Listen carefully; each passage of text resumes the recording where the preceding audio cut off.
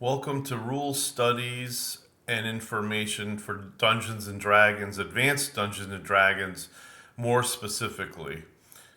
Tonight we're going to talk a little bit about the races, some of the differences, and mostly dwarves tonight. So here we go. A note on all races, humankind included, although that will be at a later time. A character can have maximums above 18 if the character happens to be lucky enough to roll high enough and either have mins or maximums, his stats, that is, +1 and -3 in the case of 4 die 6 rollers, or +1 and -2 in the case of 3 die 6 rollers. So, what this means is I let my players usually roll 4 die 6 for stats, and they get to re-roll one. That would be for 4 die 6. And then, of course, 3 die 6, they just get a roll and they have to keep whatever they get, which is very difficult. We have a certain way of doing stuff, and as you can tell, you're going to get just moderate scores.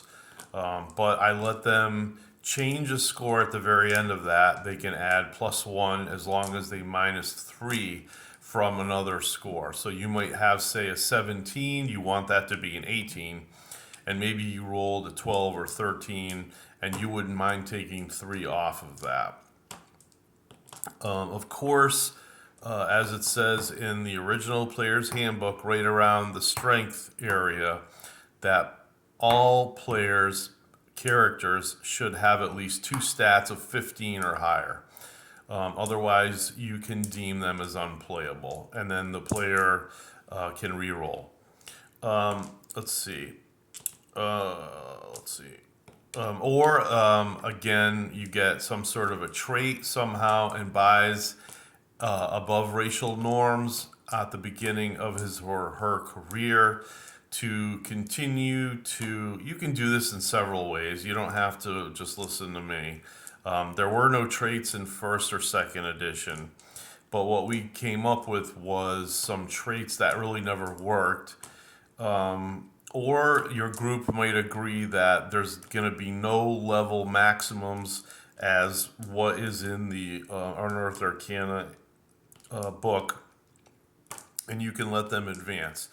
Essentially, what's important for you and your group to remember is that everybody will agree on certain rules,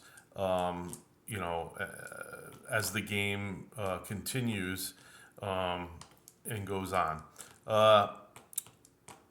Let's see. It says non-fighters cannot have exceptional strength or a 19 strength. Fighters cannot have a 19 strength, but could have a 19 constitution or dexterity.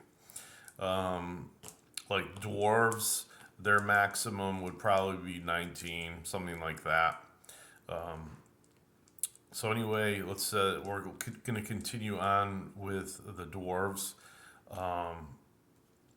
Pages 15 and 16 of the player's handbook.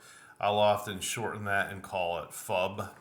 The first edition, page 20 and 21. Dwarves, they're free languages, and you can give them this for free. They get Dwarven and Common for free. Of this,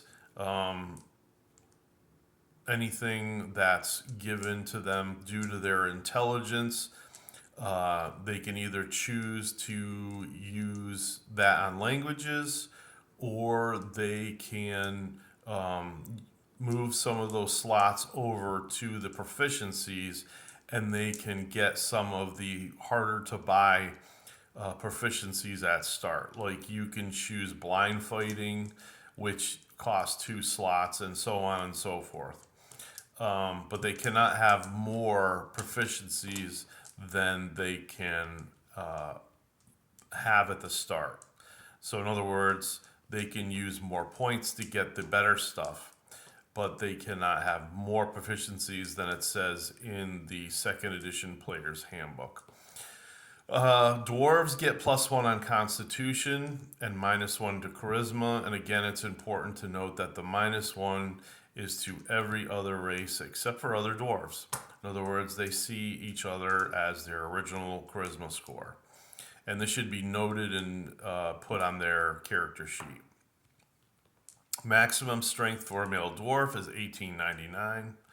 Unless, of course, a wish is used later on in your career, or if they happen to get a ring of strength, which would carry this over, or gauntlets of ogre power, which would do the same.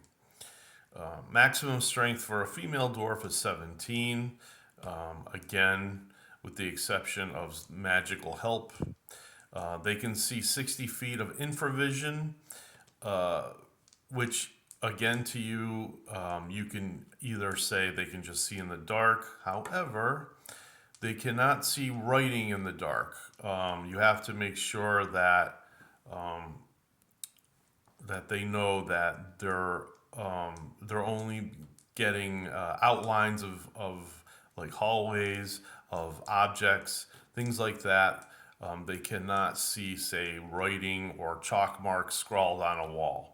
For that, they need torchlight. Let's see. They can speak all languages, even those of men, but often choose humanoid races like goblin and orc to know what they might be up to. Of all the dwarf mining skills, detecting sliding or shifting walls and rooms, it is the most often overlooked. On a die 6, on a roll of 1 or 2, will detect secret doors as well if the players playing the dwarf ask to detect sliding walls. However, only 40% of hidden secret doors slide at all. Some pivot or simply swivel to open as a real door. This is to protect the game from simply giving dwarves the same exact bonus that elves get. Elves get they get to find secret doors by accident on a 1, and they find secret doors on a 1 or 2 and 6 simply by searching the area that has a secret door. You never tell them exactly what triggers the door or anything like that. They just find the secret door.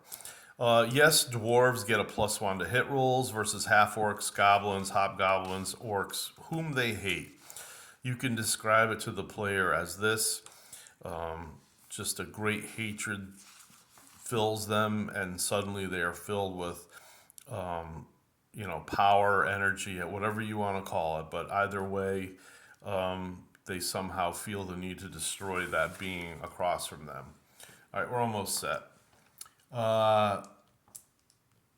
When attacked by ogres, trolls, ogre magi, giants, and titans, they will get a -4 on their to hit rolls. Dwarves are usually trained as younglings to fight giants and other large creatures. There's a larger list than this, but the DM has the final say on whether a giant has this penalty against them. Other giants and large humanoids, possibly undead giants, may also get this penalty. The Dungeon Master has the final say upon this. See the Charisma penalty information on page 16 in the Player's Handbook, 1st edition. Again, it just reiterates what I said before, that dwarves do not see each other with this penalty. They get to use their actual Charisma score. The 2nd edition says, or adds quite unfairly, that because of their non-magical nature, dwarves have trouble using magical items, and if not made specifically for their class, i.e., that is, fighters, thief, cleric, whatever, then it has a 20% chance to malfunction. This malfunction, you can come up with just about anything as a dungeon master. Whether it harms the character minorly, you're not going to make a huge penalty for them. Whether the item simply won't come off, like a cursed item, or maybe it just falls off the character, or maybe it makes a strange noise. Who knows what you could come up with? In my game, only 20% of dwarves actually are affected by this. It's not considered a curse or a blessing. The dwarf who happens to get this just stoically puts up with this feature.